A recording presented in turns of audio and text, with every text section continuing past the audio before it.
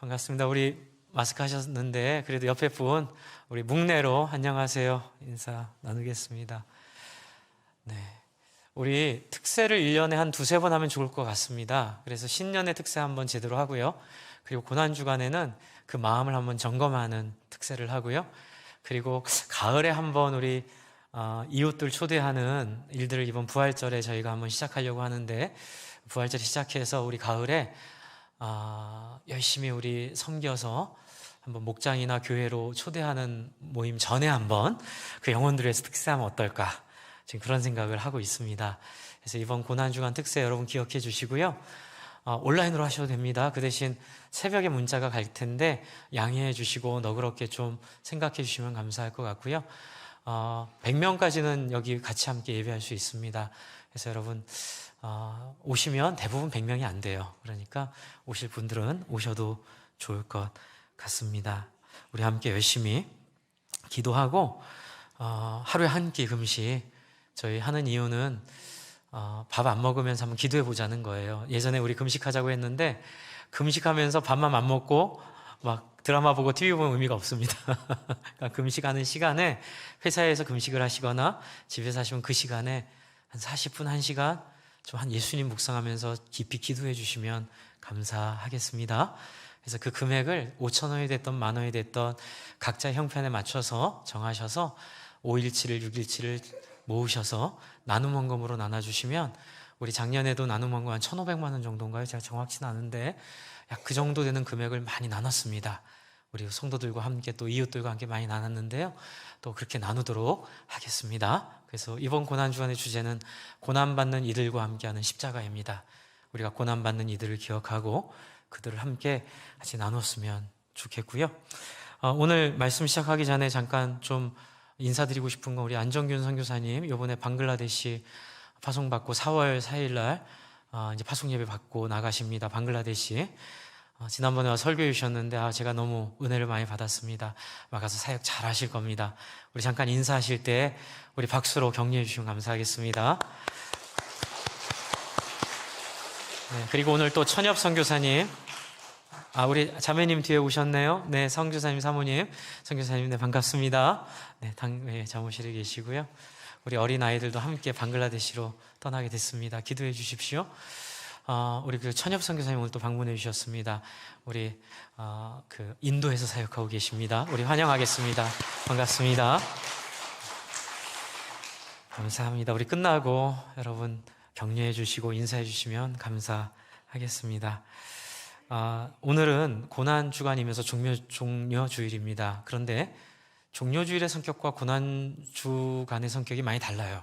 종료주일은 마태복음에 있는 것처럼 예수님이 입성하실 때에 많은 사람들이 종려나무 가지를 가지고 호산나 다윗의 자손이여 말하며 다윗의 자손이라고 얘기하면서 예수님을 환영했던 날이에요. 그런데 그게 5일 만에, 그렇죠? 5일 만에 고난으로 바뀝니다. 그래서 저희가 이제 오늘 본문은 지난주 토요일 아침 그 매일 성경 본문이고요. 그리고 고난 주간에는 그 매일 성경 본문 하나씩 잡을 텐데요. 그 내용은 다 금요일 저녁에 있었던 얘기들입니다. 금요일로부터 예수님 십자가 달릴 때까지 내용들을 여러분이 묵상하시면서 좀 같이 고민해 주셨으면 좋겠는데, 이를 위해서 필요한 게 종료주일이 왜 고난주일이 됐을까? 이 이해가 좀 먼저 필요한 것 같아요. 여러분, 종료주일은 예수님을 환영하고 환대했던 굉장히 상징적인 사건이죠. 그런데 그게 고난의 이유가 됐습니다. 왜 그랬을까요? 이제 여기에는 우리가 고난에 대한 좀 면밀한 생각이 필요해요. 이제 제가 저도 어렸을 때 고난주일에 그냥 울었어요. 왜 울었냐면 그냥 고난당하신 예수님 불쌍해서 울었고요. 또 저를 위해서 고난당했다니 고마워서 울었습니다. 그런데 나중에 알고 봤더니 그게 다가 아니더라고요. 예수님 고난당한 이유가 있어요. 예수님이 고난당한 이유를 물어보면, 목사님, 예수님 고난당하셔야 우리가 구원을 받잖아요. 맞는 말인데 절반은 맞은 거예요. 그런데 완전하지 않은 답입니다. 왜냐하면 거기에는 감동이 없어요. 거기에는 우리의 마음을 설득하는 설득력이 좀 떨어져요. 그냥 운명 때문에 고난받으셨다는 얘기잖아요. 그렇죠? 그렇지 않아요. 예수님 고난받으신 건 이유가 있습니다. 무엇 때문에요? 사람들 살리려고 하다가 고난받은 거예요. 예수님이 만약 사람을 살리려고 안 했으면 이런 고생할 필요 없었습니다. 왜냐하면 종료주일에 사람들이 예수님을 환호한 이유는 예수님의 모습이 기존에 있었던 종교 지도자들의 모습과 판이하게 달랐기 때문에 그래요. 기존에 있었던 종교 지도자들의 모습은 요즘에 목회자들에 대한 실망이 많이 있는데 그냥 저희가 너무 죄송하죠. 그런 우리 목회자들 속에 있는 그런 모습이 그냥 예수님 시대에 그렇고 그런 종교 지도자들의 모습이었어요. 그냥 교황되고 싶은 거예요. 네. 근데 이걸 누가 건드렸을까요? 예수가 건드린 거예요. 어떻게요? 사람들 사랑함으로써, 진심으로 사람을 생각함으로써. 그러니까 세상에서 없는 법칙을 보여주시면서, 그런데 그게 세상에 없는 법칙이라서 낯설지만 하나님의 형상으로 창조된 인간의 마음속에는 느낌은 알거든요. 그렇죠. 여러분, 왜 나는 기부 안 하면서 돈 많은 사람이 기부했다 그러면 박수 치잖아요. 근데 나보러 기부하라면 안 하잖아요. 그렇죠? 그런 심리인 거예요. 예, 내가 아니라 다른 사람이 인간답게 살기를 바라는 마음이에요. 그건 뭐냐면 인간하게 감춰진 하나님의 형상의 흔적입니다. 그걸 양심이라고도 하고. 근데 예수님이 그 모습으로 사셨어요. 그래서 예수님은 자기가 사람들에게 어떻게 평가받느냐에 관심이 없으셨어요. 예수님은 자기가 어떻게 사람들에게 인정받느냐에 관심이 없으셨어요. 예수님은 내가 어떻게 잘 사느냐에도 관심이 없으셨어요. 그건 예수님이라서가 아니라 어디에 미치신 거죠? 이렇게 표현할게요. 여러분 이해하기 쉽게. 어디에 미치셨을까요? 다른 사람에 대한 관심에 미치신 분이세요. 다른 사람에게 미치신 분이세요. 아, 목사님, 예수님은 아주 대단하고 특별한 분이시네요. 그럴 수도 있겠지만 성경은 뭐라고 얘기하냐면, 한번 따라해 주시겠어요? 그것이 하나님의 소원. 네. 예수님은 명확하게 우리를 만드신 하나님의 간절함을 아셨고, 그래서 단순히 박애주의자이기 때문에 사람들을 사랑하신 게 아니라 자기가 그렇게 사랑하는 하나님의 소원이 바로 사람들을 사랑하는 거기 때문에 하나님 사랑으로 사람들에게 자기를 맞추신 거예요. 이제 그렇게 되니까 어떻게 됩니까? 사람들의 마음이 열립니다. 사람들이 예수님을 받아들이기 시작해요. 근데 이것도 여기까지는 괜찮아요. 그럴 수 있죠. 근데 문제는 뭐냐면 사람들이 예수님을 모시면서부터 생각되는 생각이 그동안 군림했던 종교인들, 교황이 되고 싶었던 사람들, 그 사람들이 드러나는 거예요. 어떻게? 예수님이랑 비교했더니 이들이 아닌 거예요. 그래서 많은 사람들이 예수님을 따르기 시작합니다. 그 절정판이 종료주일이에요. 호산나 다윗의 자손이요. 여러분, 그 호산나 다윗의 자손이라고 불렀던 사람들은 소위 말하는 백성들이에요. 민중이었어요. 소위 말하는 풀뿌리에 있는 사람들이었어요. 그 많은 사람들의 여론이 예수님을 환호하고 심지어 뭐라고 고백하죠? 다윗의 자손이라고 고백하는 거예요. 이 얘기 뭔지 아세요? 그동안 종교성으로 군림했던 그 바리새인과 서기관들에게는 끔찍한 선언이에요. 자기들의 자리를 예수에게 뺏긴다는 거예요. 자기들이 더 이상 그동안 누렸던 그 평안함을 누리지 못하게 된다는 얘기예요. 그래서 여러분, 예수님이 왜 고난받으셨는지 물어봤을 때 우리를 구원하셔야 되니까 고난받으셨다도 맞는 얘기지만 거기에 조금만 더 나아가서 진정한 사랑으로 사람들을 섬기셨기 때문에 그 사랑의 대가로 고난받으신 거예요. 고난 안 받으려면 사랑 안 하셨으면 돼요. 고난 안 받으려면 사람들 불쌍히 안 여기셨으면 돼요. 고난 안 받으려면 수위 조절을 하셨으면 돼요. 그런데 예수님이 그렇게 안 하셨어요. 심지어 그렇게 사람들을 사랑하다가 예수님을 향해서 항의하는 바리새인 서기관들을 향해서, 여러분 누가복음 19장 28절부터도 그렇고 마태복음도 찾아보세요. 나중에 무서울 정도로 그 교황되고 싶어하는 사람들이랑 싸우는 거예요. 예, 너무 무서울 정도로 예수님 왜 이러시지? 아니, 예수님이 도대체 왜 갑자기 이렇게 날이 쓰셔가지고 이 바리새인 서기관들을 향해서 경고하시고, 그래서 우리가 아는 그 많은 비유들이 이 안에 있습니다. 마지막 날에 징조가 있을 텐데 그 징조가 임하는 것이 이 무화과 잎사귀에 열매 있는 것처럼 임할 텐데 너희 조심해라. 누구한테 하는 말이냐면 영혼을 잃어버린 종교인들한테 하는 말이었어요. 그런데 이 말이 왜 여기 있을까요? 우리를 돌아보라고 성경에 있을 줄을 믿습니다. 여러분, 저와 여러분은 바리새인 아니죠, 그렇죠? 그런데 이 본질을 우리에 비추어 봐서 우리가 이런 마음들이 있으면 회개하고 돌이켜야 되고, 두 번째는 제가 오늘 위로드리고 싶은 부분은 이 포인트예요. 여러분, 교회에서 예수님을 따르는 사람들이 많아요. 근데 희한하게 지도자가 되면 그 마음을 잃어버려요. 그래서 그 부분 굉장히 중요한 거고요. 그래서 저희 교회는 목자 목녀를 강조합니다. 제가 목자 목녀님들 이렇게 훈련할 때 제가 꼭 드리는 말씀이 있어요. 저희 교회의 꽃은 목자 목녀입니다. 목사도, 장로님들도, 권사님들도, 집사님들도, 부장님들도 다 목자 목녀가 목회를 잘하도록, 목자 목녀가 사람들을 잘 섬기도록 저희가 도와드리고, 저희가 격려해드리고, 그래서 영혼권의 제자 삼는 일이 잘 이루어지도록 우리가 서포트 해드리는 것이 저희의 구조고 저희의 목적이고 방향입니다. 이렇게 말씀을 드립니다. 근데 제가 이렇게 말씀드리는 이유는 뭐냐면, 교회를 하다 보면 예수님 같은 마음을 겪을 때가 많아요. 진짜 주님의 마음으로 섬기는데 못 알아듣는다든지, 또는 자기 생각만 하고 있다든지, 또는 그것을 예수님이 주시고 하나님 주신 원리대로 사용을 안 하는 사람들을 만날 때가 많아요. 그러면 그때 우리는 어떻게 해야 될까? 이제 제가 가장 가슴 아픈 게 뭐냐면, 제가 그런 말 들었어요. 교회 부흥의 시작은 설교고 진행은 성도다, 이런 얘기를 오랫동안 목회를 연구하고 목회를 경험한 분들이 그렇게 얘기하세요. 뭐냐면, 성도들이 동의하고 모이는 것은 목회자의 설교의 메시지에, 정신에 동의했을 때 성도들이 예수를 믿고 교회로 나오고, 또 이렇게 지역을 옮긴 다음에, 저희 교회는 지역을 옮기는 분 외에는 이 동네에서 수평 이동은 제가 안 받습니다. 안 받는 말 좀 죄송한데, 어쨌든 제가 최대한 권면해서 이 동네에서 교회 옮기는 거는 제가 이렇게 좀 되도록 이렇게 안 하도록 하고요. 이사를 오거나 예수 처음 믿던 사람들만 제가 이제 저희가 맞이하는데, 그런 분들은 다 메시지에 동의하기 때문에 오시는데, 이제 문제는 뭐냐면, 성도님들이 어떻게 섬기느냐에 따라 뒷문이 열리느냐 안 열리느냐가 결정된다고 하더라고요.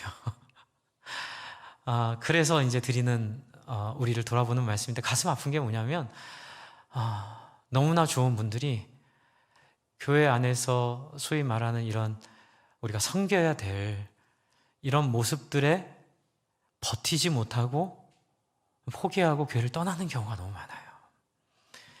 이제 그러다 보면 우리 교회는 그렇지는 않겠지만, 일반적으로 이제 교회를 평균을 내보고 교회의 일반적인 문화를 보다 보면 센 사람만 남아 있습니다. 결국은 센 사람들만 남아 있고, 정말 참 이렇게 영혼을 섬기고 사람들을 따뜻하게 대하려는 사람들은 이제 거기에 참 너무 많이 힘들어하고 마음을 다치고 마음을 접고, 결국은 그래서 이제 가난한 성도들이 많아지는 게 목회자의 문제이기도 하지만, 또 교회 안에서 교회답지 못한 모습들, 교회답지 못한 삶들을 이렇게 서로 보면서 다치는 경우가 좀 있어요. 그런데 저는 이 본문을 통해서 이 두 가지 면 중에 뒷부분, 그렇죠? 뒷부분을 좀 더 많이 봤고요. 그리고 앞에 말씀드렸던 사랑하기 때문에 기꺼이 받아낸 고난, 이 부분에 대한 좀 인상도 많이 받았습니다. 그래서 이 두 가지를 가지고 말씀을 좀 잠깐 한번 설명을 드려보겠습니다. 여러분, 지금 누가복음 22장 24절을 보시면 이제 금요일 날 저녁 정도 됐겠죠. 이제 예수님이, 아니다, 목요일 저녁 정도 됐을까요? 네, 금요일 날 돌아가셨으니까 네, 목요일 저녁 정도 됐을 겁니다. 예수님이 이제 마지막 식사를 이렇게 하시고 있습니다. 그래서 유효절이라는 무교절이 다가오매 예수님을 죽이려고 할 때에 유월절 양을 잡은 무교절 날이 이르렀어요. 그래서 이 무교절에 예수님께서 제자들을 데리고 같이 식사하려고 하십니다. 그랬을 때에 일어난 일들이에요. 그런데 여기 일들을 잠깐 보세요. 22장 7절에 보시면 유월절 양을 잡을 무교절 날이 이르렀다, 이렇게 되어 있죠. 그래서 예수님이 이들에게 같이 유월절 식사를 함께 나누자라고 말하면서 예수님이 제자들과 함께 소위 말하는 성찬, 우리가 아는 성찬을 지금 처음으로 베풀고 계십니다. 그런데 이 상황이 어떤 상황이냐면요, 22장 2절과 3절을 같이 한번 읽어볼게요. 22장 2절과 3절을요 같이 읽습니다. 시작. 대제사장 달구장과 서기관들이 예수를 무슨 방도로 죽일까 궁리하니 이는 그들이 백성을 두려워함이더라. 12 중에 하나인 가룟이라 부르는 유다에게 사탄이 들어가니, 제가 이제 아까 말씀드린 그거예요. 2절에 있는 말씀이 보여주고 있죠. 왜 대제사장과 서기관들이 예수를 죽이려고 궁리했나요? 그들이 백성을 두려워했기 때문에 그래요. 이렇게 놔뒀다가는 백성들이 반역을 해서 예수를 왕삼고 우리는 소위 말해서 쫓겨나게 되겠구나. 이제 이 소위 매우 이기적이고 계산적이고 정치적인 이유로 예수를 죽이려고 합니다. 예수가 이 인류의 죄를 구원하기 위해서 죽어야 되니까 우리가 마음엔 안 들지만 예수를 죽여야 돼. 절대로 그런 거 아니에요. 아주 자연스러운 인간 속에 있는 어두움. 그게 뭐죠? 자기 욕망. 그렇죠. 자기 종교성. 그냥 평생에 한번 소원이 그냥 그 어떤 교황이 되는 거. 이제 그게 바로 예수 죽인 본질이라는 거예요. 그런데 거기에 누가 동참해요? 이 3절에 가롯이라고 부르는 유다가 동참을 해요. 근데 제가 이 말씀 드리는 이유는 뭐냐면 7절부터 있는 6월절 만찬에 누가 함께 하는 거예요? 가롯 유다가 함께 하는 거예요. 네, 이게 너무너무 중요한 포인트예요. 제가 사랑 때문에 감수해야 되는 고난이라고 말하는 이유예요. 여러분, 저 같으면요, 간첩 색출 작전. 네, 그래서 가롯 유다, 예수님이 아셨을까요? 모르셨을까요? 아셨어요. 평소에 하는 모습만 봐도 알아요. 정말 저 친구가 정말로 신앙 고백으로 우리와 함께하고 있는지, 아니면은 다른 목적을 위해 우리 가운데 몰래 들어와서 나를 이용하고 있는지 너무 예수님 잘 아세요. 그런데 중요한 게 모른 척 하시는 거예요. 저도 교회 생활하면서 제일 힘들었던 게 이 부분이었고요. 또 많은 이렇게 저도 이제 목회를 하다 보니까 많은 교회를 보게 되고 많은 역사를 보게 되잖아요. 예, 여러분 지금 우리가 하는 고민은 이미 교회 역사 2000년 동안 수천 번 했던 고민입니다. 전혀 새로운 거 아닙니다. 네, 그 문제들을 계속 있어 왔거든요. 근데 그 고민들 이렇게 바라보면 이 부분이 너무너무 우리에게 신앙생활에 있어 굉장히 중요한 고비인 것 같아요. 제가 부탁드리는 거예요. 많이 당하시는 분들 절대로 교회 떠나시면 안 돼요. 당한다는 게 그게 신앙이 있다는 거예요.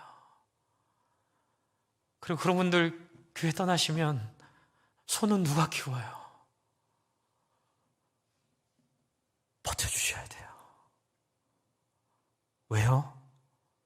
예수님이 그러셨으니까. 이유는 딱 하나예요. 예수님이 그렇게 하셨으니까. 네.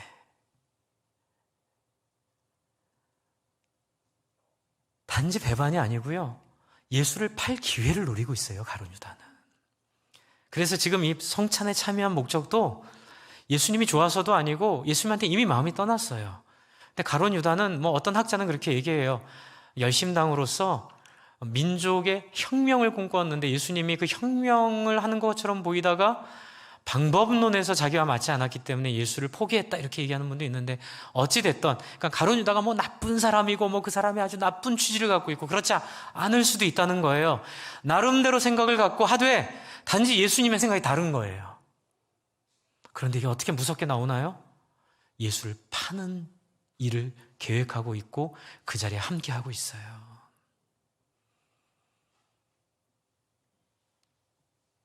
이제 제가 원래 오늘은 이제 그 청년에 대한 설교를 하려고 그랬는데 그걸 부활주일 뒤로 미뤘거든요.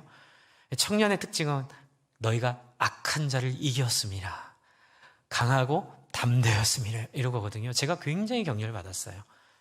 저도 마음이 되게 연약해가지고요. 누가 이렇게 막 하면 제가 이렇게 막 마음이 상하면 제가 그냥 안 싸웁니다. 제 특징은 저는 갈등이 싫어요. 제가 그냥 떠나요.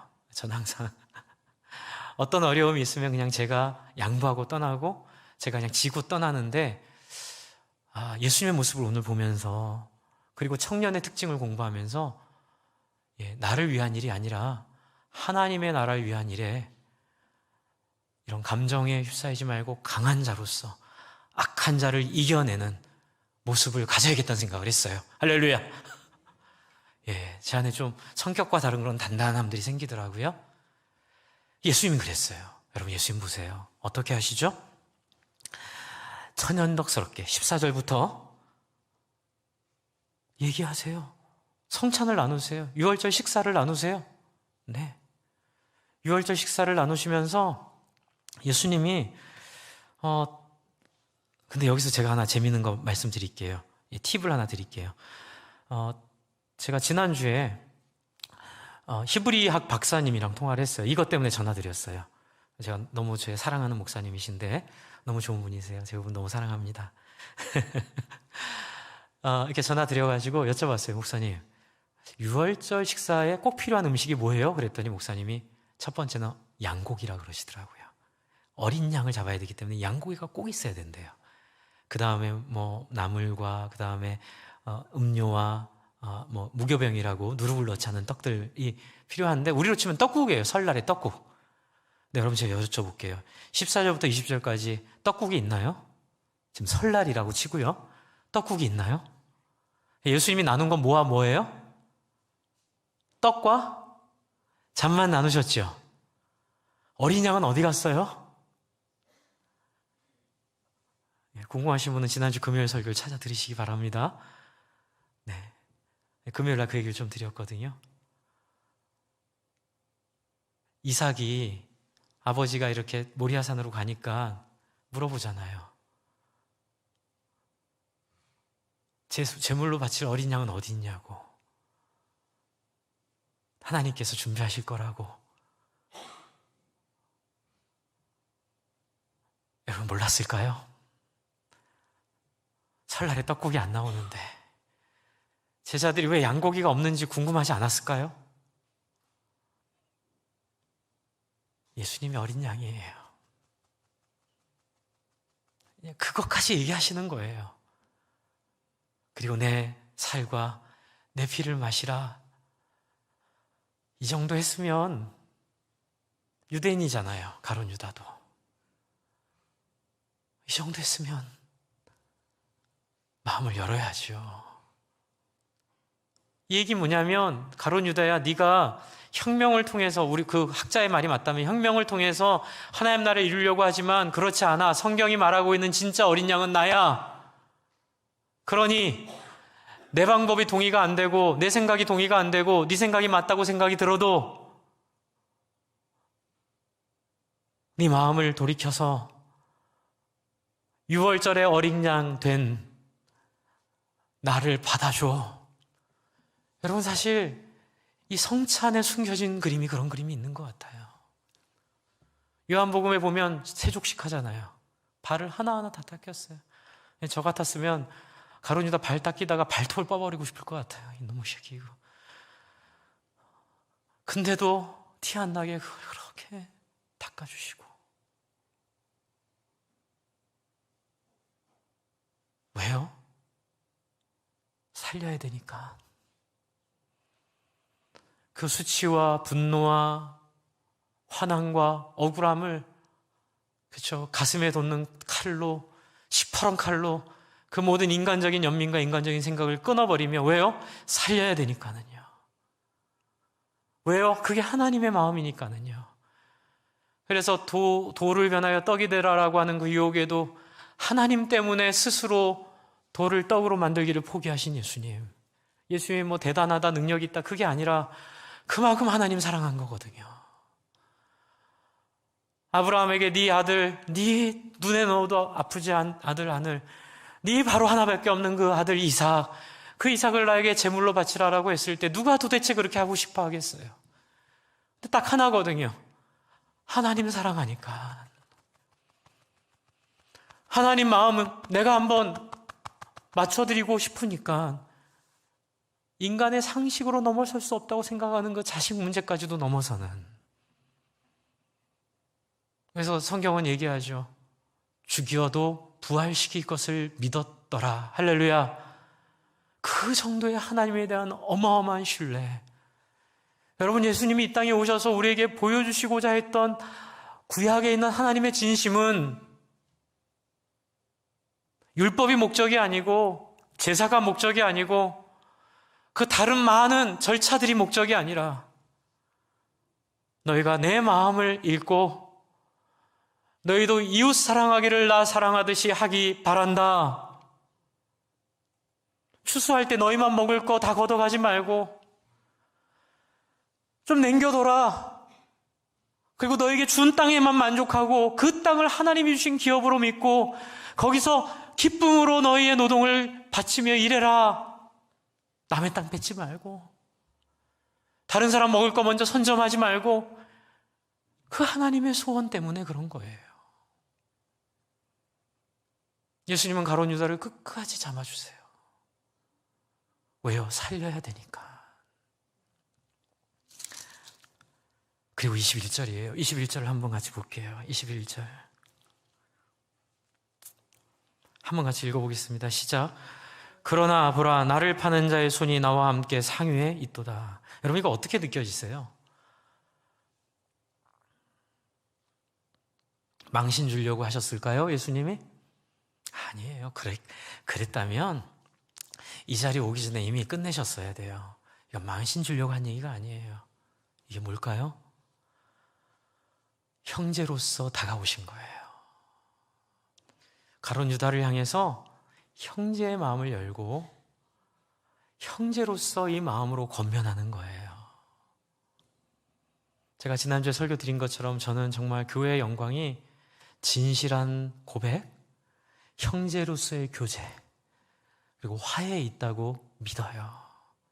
그래서 오늘도 사도신경 여러분 외우셨지만 정말 사도신경의 뒷부분은 완벽한 고백이에요.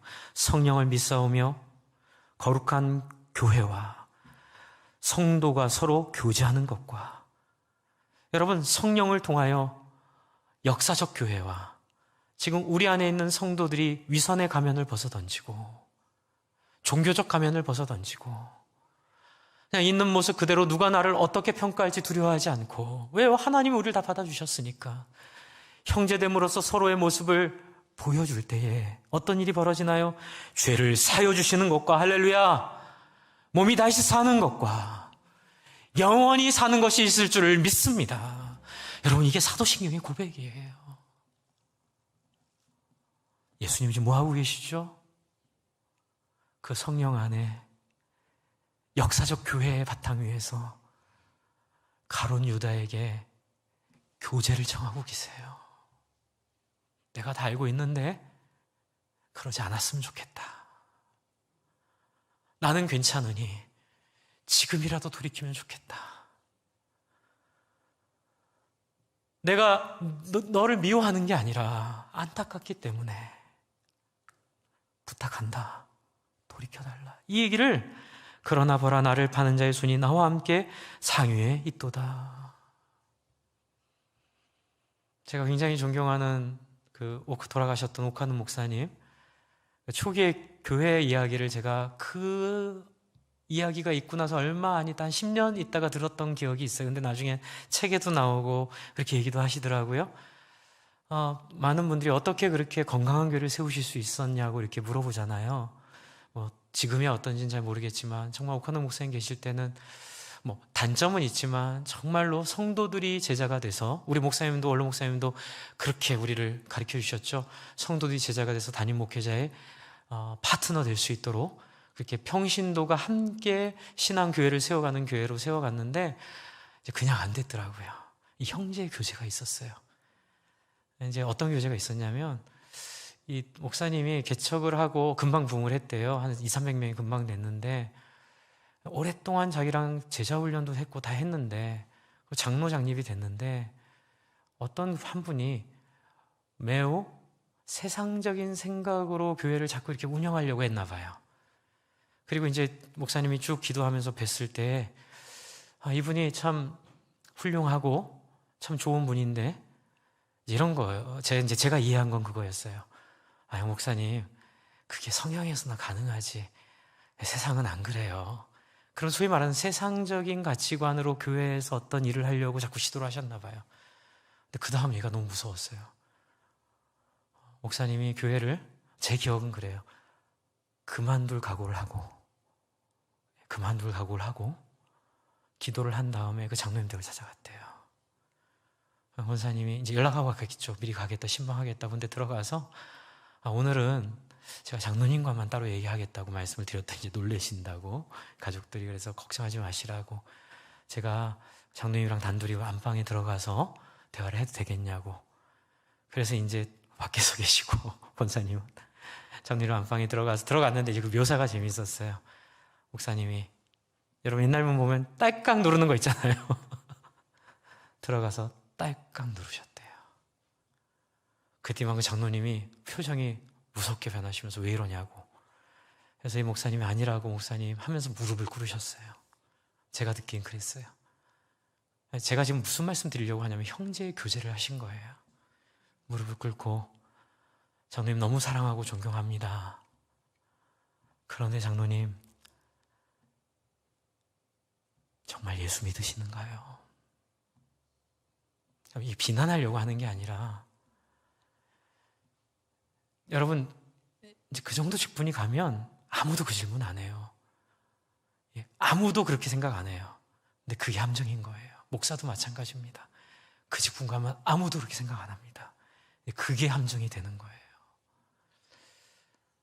그러면서 이제 각오를 했다는 거예요. 뺨 맞을 각오까지 하고, 그 집에서 내쫓길 각오까지 하고, 교회에서 그만둘 각오까지 하고, 개척을 다시 할 각오까지 하면서, 근데 자기 생각에는 하나님의 마음과 생각을 잘 이해하지 못하시고 계속 이렇게 세속적인 방법으로 이렇게 운영하시는 부분이 이제 본인은 좀 많이 힘이 드셨던 것 같아요. 그리고 그렇게 해서는 결코 하나님 원하는 교회가 세워지지 않겠다는 생각을 하신 것 같아요. 강단이 있으셨어요. 저는 그걸 배웠거든요. 네. 처음에 그때 그 마음이 정말로 저한테는 큰 도전으로, 오해하지 마세요. 제가 그런 목사가 된다는 게 아니고요. 제가 그렇게 얘기 들을 수 있는 장로가 될 수 있고, 그때는 제가 목사의 마음이 없었기 때문에 제가 그런 장로님 될 수 있겠다는 생각으로 제가 들었던 기억이 있어요. 근데 이제 그때 이제 기적이 일어났죠. 그 목사님이 돌아가시기 전에도 그 얘기 하신 게 얼핏 기억이 있어요. 자기 인생이 그때가 정말로 중요한 포인트였다고요. 장로님이 무릎 꿇고 우시기 시작하셨대요. 만약 거기서 감히 내한테 그런 질문 하다니, 이러면 이제 끝난 건데, 이제 거기서 무릎 꿇고 함께 부르짖고 많이 우셨다는 얘기 기억이 있어요. 참 저한테는 굉장히 중요한 기억으로 남아있거든요. 고맙다고, 목사님 그렇게 솔직히 얘기해 주셔서 너무 감사하다고, 제가 다시 그렇다고, 저를 위해서 기도해 달라고, 예수님을 생명의 구주, 내 인생의 가치관으로 모실 수 있도록 목사님 도와달라고, 그래서 같이 기도하고 같이 그렇게 했다는 얘기를 들었는데, 여러분 지금 이 장면이 바로 그 장면이라고 보시면 돼요. 예수님이 지금 가룟 유다 장로님에게 찾아오신 거예요. 그리고 말씀하시는 거예요. 지금 잘못된 길로 가고 있으니 우리의 마음을 열고 대화해 봅시다. 그래서 여러분 22절, 인자는 이미 작정된 대로 가거니와 그를 파는 사람에게는 화가 있으리로다 하시니, 이게 저주하겠다는 얘기가 아니에요. 그러니 어떡하라고요? 네가 안 해도 나는 죽게 돼 있어. 그러니까 굳이 네가 그 일 하려고 하지 마, 이 얘기예요. 가룟 유다가 안 팔아도요, 바리새인 서기관들은 예수님이 어디 있는지 예수님 숨지 않았기 때문에 예수님 찾을 수 있었어요. 예수님은 도망갈 생각이 없었어요. 그러니 어떡하라고요? 그 길에 들어가지 말라는 거죠. 여러분 이게 뭐예요? 모욕인가요? 이게 공격인가요? 아니죠. 이게 형제와의 교제예요. 제가 그러겠다는 얘기는 절대로 아니고요. 예수님이 그 정도로 사람을 사랑하기 위해서 가슴에 솟는 시퍼런 칼로 자기 안에 있는 자기 자아를 끊었다는 얘기를 드리는 거예요. 그것이 바로 고난의 본질입니다. 꾹 참는 거죠. 우리는 너무 쉽게 이렇게 자유롭게 살고 싶어 해요. 아무한테도 매이지 않고 내 하고 싶은 대로 내가 주인이 돼서 내가 왕이 돼서 다 살고 싶어 하거든요. 여러분, 그 마음을 예수 그리스도의 십자가 앞에 양심 찔림으로 받아 내려놓고 자원하여 하나님의 종이 되시기를 바랍니다. 그래서 교회 안에서 서로의 종이 되라 그러는 거예요. 그래서 저는 이 부분이 귀하다고 봐요. 이 고난 주간에 참, 이 고난 주간에 묵상할 때에 참 우리에게 진정한 고난이 뭘까? 막 이렇게 십자가 이렇게 메고, 뭐 필리핀에는 그런 문화가 있다 하더라고요. 십자가에 진짜 이렇게 예수님 고난 때문에 달리기도 해보고 채찍으로 맞아서 피도 나보고 한다는데, 물론 그것도 안 하는 거 보야 그래도 그 마음을, 중심을 보게 되죠. 참 얼마나, 근데 방향이 잘못된 거예요. 예수님 그런 거 원하지 않으세요. 그 방법으로는 불가능해요. 그럼 뭐예요? 고난 주간에 그동안 내 마음에 힘들고 어렵게 했던 사람들을 그냥 예수님 의지해가지고 이렇게 참아줘 보는 거예요. 할렐루야. 네, 거기에 상처받지 않는 거예요. 네, 그런 것 때문에 교회 옮기지 않는 거예요. 그런 것 때문에 떠나지 않는 거예요. 소는 누가 키워요? 저 혼자 못 키워요. 같이 키워줄 사람이 필요한데 다 가면 저 혼자 어떻게 그걸 해요? 주 안에 사랑하는 성도 여러분, 예수님의 고난에 동참해 주시기를 바랍니다. 뻔히 아닌 거 보여도, 뻔히 아니어도 품어주면서, 그러나 핵심이 또 뒤에 있어요. 뭐냐면 방치하면 안 돼요. 방치하면 안 돼요. 그냥 될 대로 되라 놔두면 안 돼요. 계속 형제로서 관심을 갖고 교제를 하셔야 돼요. 그래서 목장에서 모여서 자기 삶을 나누는 게 그렇게 중요해요. 초원 모임에서 자기 삶을 나누는 게 그렇게 결정적이에요.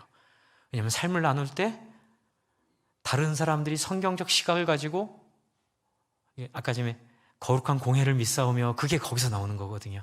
공동체로서, 그렇죠? 역사적 공동체로서, 그 역사적 공동체에 소속되어 있는 현재 공동체로서, 한 사람은 아니지만 두세 사람이 함께 기도하며 함께 합의한 생각은 하나님의 뜻인 줄을 믿으시기 바랍니다. 그 사람들이 저를 봐주는 거예요. 그래서 저도 두 그룹 있어요. 완전히 성격이 다른 두 그룹인데 한 달에 한 번씩 저는 제 삶을 다 나누고요, 또 다른 그룹에서도 제 삶을 다 나눠요. 그리고 거기서 때로는 어떤 목사님이 김 목사님 그건 아닌 것 같아. 그럼 제가 들어요. 그렇죠, 저희가 생각 잘못한 거죠. 회개도 해요.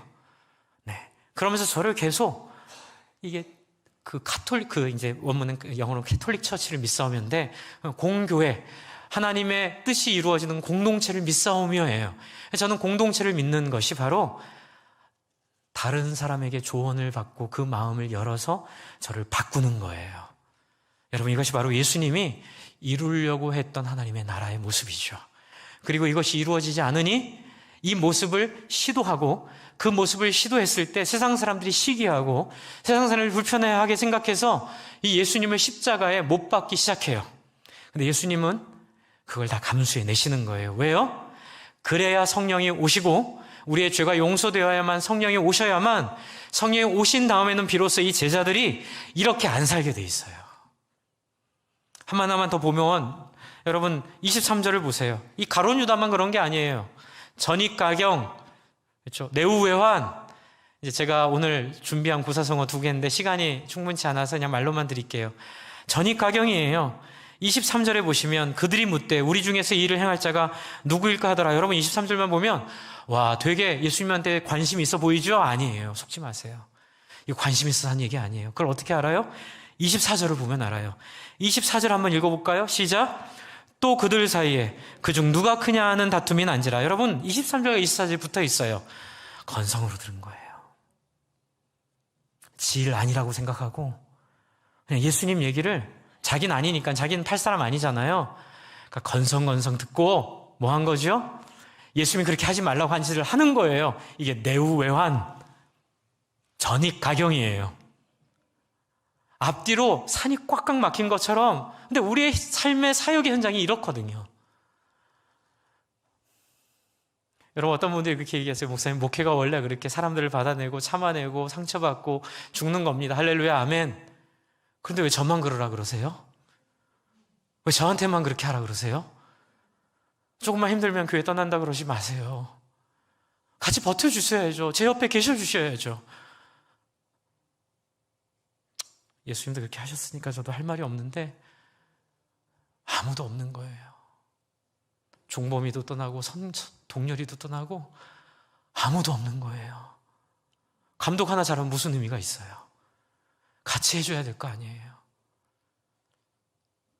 예수님이 그 지경까지 이르신 거예요. 너무 불쌍하지 않아요? 제가 많이 울었어요. 눈물이 많긴 한데 예수님 너무 불쌍한 거예요. 지지를 전혀 못 받는 거예요. 게다가 그렇게 하지 말라고 했던 누가 크냐고 싸움질하고 있는 거예요. 지금 그 상황에서. 근데 그 다음이 감동인 거죠. 그 다음이 감동이에요. 어떻게 예수님을 사랑하지 않을 수 있어요? 어떻게 하나님한테 우리 인생을 안 맡길 수가 있어요? 이런 분인데. 뒤에 보세요. 25절. 예수께서 이르시되 이방인들의 임금들은 그들을 주관하며 그 집권자들은 의인이라 칭함을 받으나. 여러분, 저 같으면 25절에 야 이놈의 자식들아 라고 시작을 했을 거예요. 나 니네랑 같이 안 다녀. 가란 말이야 이랬을 텐데, 여러분 25절의 뉘앙스가 어때요? 타일러 주는, 알려주는 감정이 하나도 없는 거예요. 뭐라고 하죠? 이들을 이해하는 거예요. 왜 이해하실까요? 그 마지막에 말씀드릴 기도할게요. 왜 이해하셨는지. 얘들아, 이방인의 임금들은 그들을 주관하며 집권자들을 은인이라 칭함을 받으나. 이게 무슨 얘기냐면, 나중에 또 한번 설명드리겠지만, 그들의 노예로 살지만 은인이라 칭함받는다는 게 이게 뭐냐면, 돈 주면 굽신굽신거리고 하여튼간 뭐 정의와 도덕과 이런 거 다 넘어서가지고 하여튼간 나를 유익하게 하면 이렇게 사람들이 굽신굽신해서 사람들이 서로 그런 자리에 가려고 애를 쓰지만, 뭐라 그러죠? 26절. 너희는 그렇지 않을지니. 보세요. 표현이 한국말 번역을 너무 잘했어요. 너희는 그렇지 않을지니. 너희는 안 그렇다라는 것도 아니고, 너희가 앞으로 그렇게 안 될 것이다라는 얘기도 아니죠. 너희가 그렇지 않을지니. 이건 뭐냐면 굉장히 기대가 섞인 말이에요. 와, 이 사랑 어디서 왔을까? 이 깊이는 어디서 왔을까? 이 하나님의 이 풍요로움은 어디서 왔을까? 살리는 길을 아시는 거죠. 얘들아, 너희가 지금 이렇게 전입가경 외운 애한 내가 이해를 해. 왜냐하면 너희가 세상의 어두움의 주관자 그 그늘 밑에서 살아왔잖아. 그런데 앞으로 너희가 지금도 그 밑에 있어서 그들을 따르고 있는데 앞으로 안 그렇게 될 거야. 왜요? 죽고 부활하실 거기 때문에. 부활하시면 성령이 올 거니까. 성령이 오게 되면 이들을 그렇게 안 만들 것이 확실하니까. 예수님은 그 시간을 기다리는 거예요. 주님의 시간에 그의 때를 기다린다는 그 찬양처럼 예수님은 그 믿음이 이 안에 있는 거예요. 내가 여기까지만 버티고 이들을 여기까지만 섬기면 성령이 오시게 되면 이들은 그렇지 않게 될 것이에요. 너희는 그렇지 않을지니. 너희 중에 큰 자는 젊은 자와 같고 다스리는 자는 섬기는 자와 같을지니라. 할렐루야. 여러분, 예수님이 가룟 유다를 참아냈던 비결, 여러분, 그리고 이 전입가경의 이 참담함을 참아낼 수 있는 유일한 힘은 하나님을 믿는 믿음에서 나온 거예요. 아브라함이 이삭을 데리고 산으로 가라 그랬을 때 그를 진짜 죽이려고 했던 그 믿음처럼 하나님이 하라고 주신 상황, 하나님이 하라고 허락하신 상황에서 그냥 따라만 가면 설령 이삭이 죽다 하더라도 그를 부활시킬 믿음으로 하나님을 따라갔던 아브라함처럼, 그게 믿음의 조상이잖아요. 예수님도 그 믿음에 걸맞게 이들을 하나님 때문에 포기하지 않으셨어요. 여러분, 포기하지 말아주세요. 서로에게 마음의 문을 닫지 말아주세요. 내가 30년 알았는데 그이는 항상 그래. 이게 세상의 어둠의 주관자들이나 하는 말들이에요. 세상의 시각이에요. 주 안에 사랑하는 성도 여러분, 우리가 믿은 예수 그리스도 하나님의 약속은 그 한계에 머무르지 않고 우리를 놀라운 관계로 새로 바꾸어낼 줄로 믿으시기 바랍니다. 앞으로 그렇게 될 거예요. 그래서 27절, 앉아서 먹는 자가 크냐 섬기는 자가 크냐, 앉아서 먹는 자가 아니냐, 그러나 나는 섬기는 자로 너희 중에 있노라. 섬겨라는 말보다 더 무서워요. 내가 어떻게 했는지 알지? 요한복음에 보시면 이렇게 얘기하세요. 내가 너희에게 이렇게 발을 닦아준 이유는 너희도 나처럼 행하게 하려 함이니라. 예수님은 하라 마라 하시지 않고 내가 그렇게 했잖아. 그리고 28절, 28절 너무 좋아요. 한번 같이 읽어볼까요? 28절, 이 뉘앙스를 여러분이 좀 누리셨으면 좋겠어요. 시작. 너희는 나의 모든 시험 중에 항상 나와 함께한 자들인즉, 미운정, 고운정, 의리를 생각하는. 여러분, 이 말이요, 목사님 믿으면 믿어 이렇게 그런 거 아니에요. 예수님은 어떻게 해요? 시처럼 음악처럼 바람처럼 구름처럼 우리의 마음을 매혹시켜 주시는, 저 때로는 드라마처럼 때로는 음악처럼, 여러분 정말로 아름다운, 그렇죠? 지난주에 보여드린 수서나 히아스처럼 정말로 아름다운 표현과 아름다운 모습으로 우리를 위로해 주세요. 얼마나 멋있는 얘기예요. 너희는 나의 모든 시험 중에 항상 나와 함께한 자들인즉. 여러분 너무 잘하셨어요. 부족해도 너무 훌륭하세요. 저한테도 그렇게 해주세요. 저 많이 사랑해 주세요. 네, 저한테 마음을 많이 열어주세요. 서로가 서로에게 그렇게 마음을 열고 서로가 서로를 그렇게 형제로 받아들일 때에 미운정, 고운정, 우리가 함께했던 그 시간들을 나누면서 뭐라고 하죠? 29절, 내 아버지께서 나라를 내게 맡기신 것 같이 나도 너에게 맡겨. 야, 좀 이 상황에서 이런 얘기를 하시네요. 네, 저 같았으면 이런 세상에 이런 인간들을 만나 이랬을 텐데, 예수님이 그런 비극적이고 비참한 상황을 경험하셔도 예수님 안에 믿음이 있는 거예요. 내가 죽고 부활하여 성령이 이들에게 임하면 이들이 변화될 것이야. 여러분, 우리의 믿음이 어디 있어요? 우리는 예수의 이름으로 모였습니다. 할렐루야. 우리 안에 어떤 갈등과 어떤 어려움과 어떤 오해도 거기에 밥을 주지 마세요. 우리 보통 암 치료하면 암세포에 밥을 끊잖아요. 여러분, 그게 믿음이에요. 밥을 안 주는 게 믿음이에요. 거기에 굴복하지 않는 게 믿음이에요. 상처받지 마세요. 오해하지 마세요. 여러분, 교회 안에 저는 되게 가슴이 아픈 게, 세상처럼 앞에서는 얘기 안 하고 있다가 뒤에서 얘기하면 그 얘기가 다 들어오거든요. 사실 목회 가장 힘든 부분이, 솔직히 말씀드릴게요, 이 부분이에요. 제 앞에서는 안 그러시는데 뒤로 들어오는 얘기는 제가 감당할 수 없는 얘기가 들어와요. 그러지 마죠. 제 앞에서 얘기하세요. 제 앞에서 말씀해 주세요. 그러면 형제와의 교제가 되잖아요. 혹시 왜 저도 그런 적 있어요. 설교 듣다가 오해가 돼서 마음이 힘들 때 저는 그 목사님 찾아가요. 목사님 제가 사랑하는 거 아시죠? 근데 이런 부분이 제가 많이 부담이 되고 힘든데, 목사님 저 어떻게 하면 좋을까요? 그럼 목사님 안아주고 울죠. 그러면 그 목사님과 관계가 너무 깊어지고 행복해져요. 그렇게 해주세요. 네, 저도 그렇게 하려고요. 여러분, 이 교제가 갖는 파워가 어마어마합니다. 그리고 이것 때문에 고난받으신 거예요. 우리는, 그리고 여러분, 세상 사람들처럼 다른 사람에 대한 내가 앞에서 했던 얘기와 다른 얘기 하지 맙시다. 교회 안에서도요. 그리고 혹시 그런 얘기를 들으셨다 하더라도 예수님의 마음으로 격려받으시고 잘 품어주시고 위로해 주시기를 부탁드립니다. 굉장히 중요한 포인트예요. 그래서 30절 마지막 이렇게 끝내죠. 너희로 내 나라에 있어 내 상에서 먹고 마시며 또한 보좌에 앉아 이스라엘 12지파를 다스리게 하려 하노라. 와, 이들을 그런데도 하나님 나라의 12장로로, 그렇죠? 하나님 나라의 12지파를 다스리게 하는 그 요한계시록에 나오는 그 사람들로 이들을 만드시겠다고 하시는 거예요. 이제 마지막 포인트예요. 기대해요, 기대. 여러분, 저는 여러분을 기대합니다. 여러분을 사랑합니다.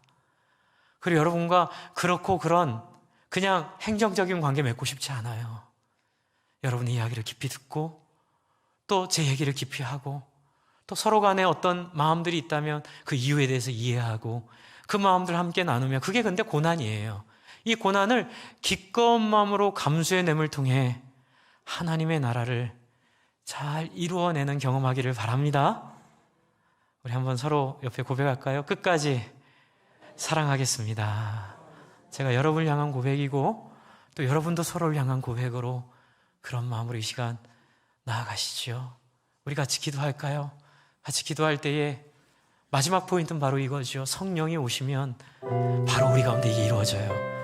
여러분, 많은 분들이 오해하시는 게 제자들도 이랬으니 우리도 당연히 이래도 되는 거 아닙니까? 아니에요. 이건 출애굽기 19장의 앞과 뒤에 하나님의 태도가 바뀌는 것처럼 성령의 앞과 뒤에 예수님의 섬김이 달라져요. 여러분, 우리 안에 이런 모습들이 있지만 성령으로 우리에게 기회가 주어졌고, 저와 여러분이 정말 이렇게 되기를 바라는 자는 다 이렇게 됩니다. 이렇게 될 것입니다. 여러분, 우리가 바라느냐 아니냐의 마음을 가지고 이 시간 기도하겠습니다. 하나님, 정말 이렇게 되기를 바랍니다. 정말 이렇게 마음으로 함께 하기를 바랍니다. 정말 이렇게 하나님 아버지 앞에 하나님 나아가기를 바랍니다. 이렇게 같이 한번 같이 기도하겠습니다.